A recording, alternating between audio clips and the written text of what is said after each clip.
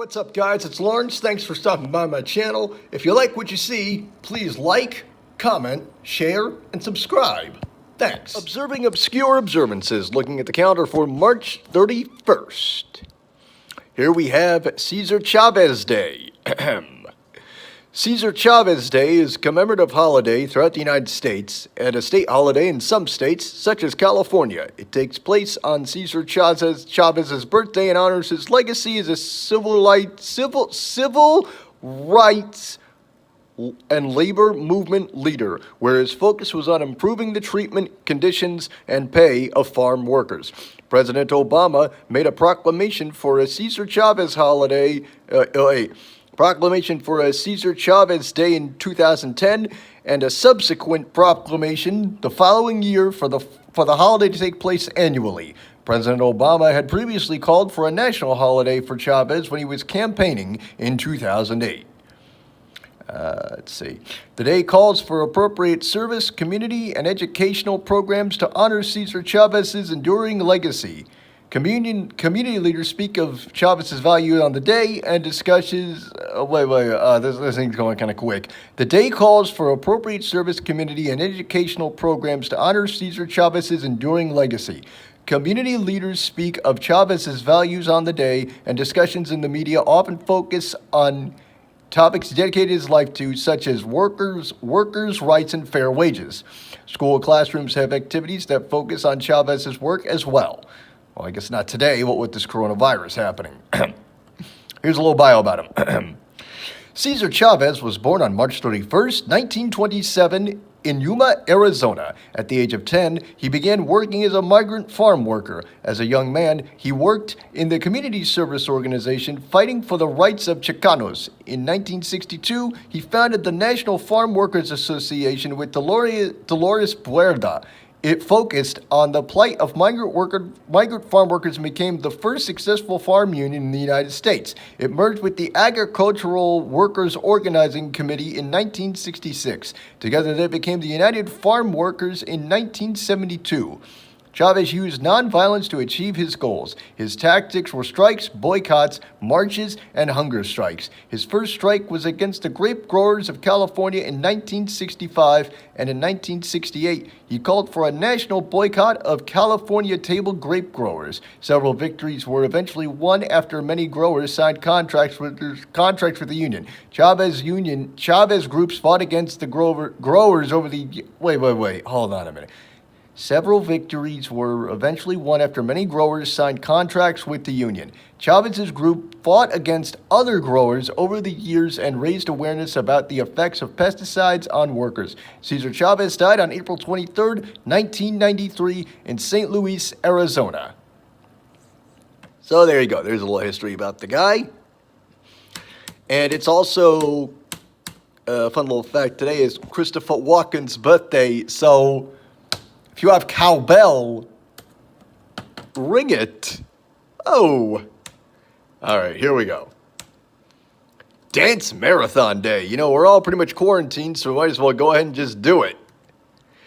Eiffel Tower Day. And I imagine this is in commemoration of the Eiffel Tower in France. Equal Pay Day. Also known as All Women's Equal Pay Day and National Pay Inequality Awareness Day. And, I think it's sad that women make 78 cents less than men in jobs. I think they should be paid equally. She's doing the same job a guy's doing. Why is she not getting paid properly? National She's Funny That Way Day. All right, let's see what this is. There's a little description here. All right, where is it? Okay, this is nice. On National She's Funny That Way Day, individuals pay tribute to the humorous nature of women by listing the top 5 ways in which women in their lives make them laugh. The women who are honored and celebrated may be those that celebrate snow on a personal level, including family members or friends, but they also may be nationally or internationally known women of comedy. National She's Funny That Way Day is usually used to celebrate female comedians, not just by listing the ways they make celebrants laugh, but by watching them do stand-up, watching their films and television shows. and reading their books. The day was started by author Brenda Meredith, who had the first celebration coincide with the release of her novel, She's Funny That Way, in 2003. Women didn't get their start in public comedy until the mid-18th century, and even then, they weren't fully accepted and often had a hard time getting bookings. Women in comedy were made to fulfill certain roles at the time, such as housewives or mothers, and had to appeal to the comedic tastes of men in the 20th century. Appeal to the taste of men. In the 20th century, female comedians were better able to enter the field, but still often had to use certain approaches to do so. For example, Phyllis Diller used self-deprecation and Mae West used sex appeal. Feminist comedy is prevalent today, which has upended the antiquated structure of women in comedy. This comedy critiques patriarchal structures and brings up issues pertinent to females such as gender inequality and beauty norms. Still, even though there are more freedoms in comedy, women still face obstacles. Well, there you go.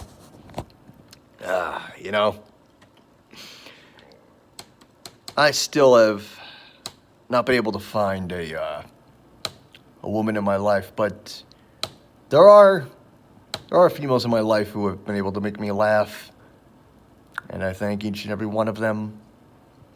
And I hope that one day, when this madness finally has subsided, when it's all faded away, I hope that I will find someone who is able to do that for me every day. Because I want to make her laugh every day. National Bunsen Burner Day. Not much on that one. I guess for all the science people out there. National Clams on the Half Shell Day. That's kind of strange. I really don't know what that's all about. National Crayon Day.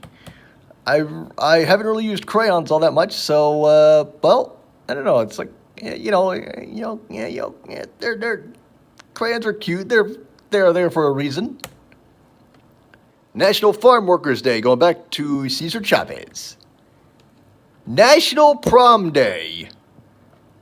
Folks, I never went to prom. I was never asked to prom. I never asked anybody to prom. Prom never appealed to me. Now, homecoming, I did that one time. One time I had one of my former teachers, he asked around and he found a date for me for homecoming. We only hung out twice. And that was it. Not that we had a falling out or anything. It's just that we just parted ways. We parted ways, and I'm not sure if I'll ever see her again, but I hope she's doing well. National Tater Day. I wonder if that refers to tater tots. Probably does, or maybe potatoes in general. French fried potatoes. Mm-hmm. Oh, Terry's Day. I think I know what this is. Observed annually on March 31st. Oh, yes. I'm a former Florida resident, so I know a lot about this one. This was all over the news. All over the dang news. All right, here we go. For anybody who may have missed this story 15 years ago, here it is for you. On February 25th, 1990, at the age of 26, Terry Schindler-Shivo experienced cardiac arrest while at her Florida home. Because of a lack of oxygen, she suffered brain damage, which resulted in her going into an irreversible, persistent vegetative state. She subsequently received artificial nutrition and hydration through a feeding tube. In 1998, her husband, Michael, who was her legal guardian, said that she wouldn't have wanted to be kept alive this way, and he decided to take away the feeding tube and let her die. Now, I don't remember that being in 98, but I do remember that in 2001. That was when it really got going. Her parents disagreed that she wouldn't have wanted to die. They argued that she was aware of what was going on, and they fought to continue the use of the feeding tube. A 7-year legal battle ensued. Boy, I remember that.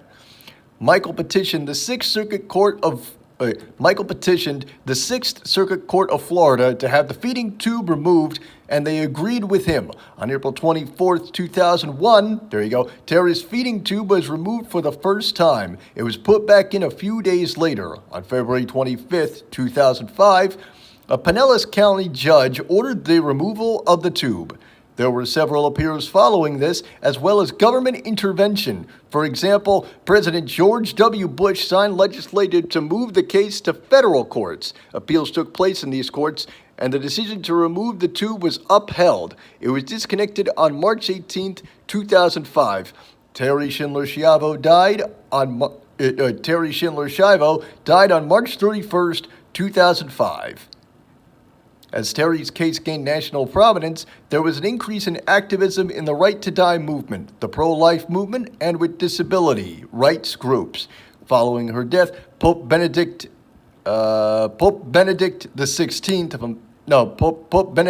said people in Terry's condition.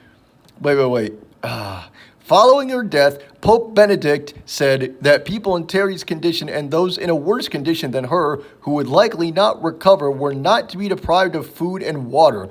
Terry's parents and siblings started the Terry Schiavo Life and Hope group, and with priests along. All right. It's a whole big thing about that, and so yeah, as a former Florida resident, I can tell you there was a lot of chaos around it.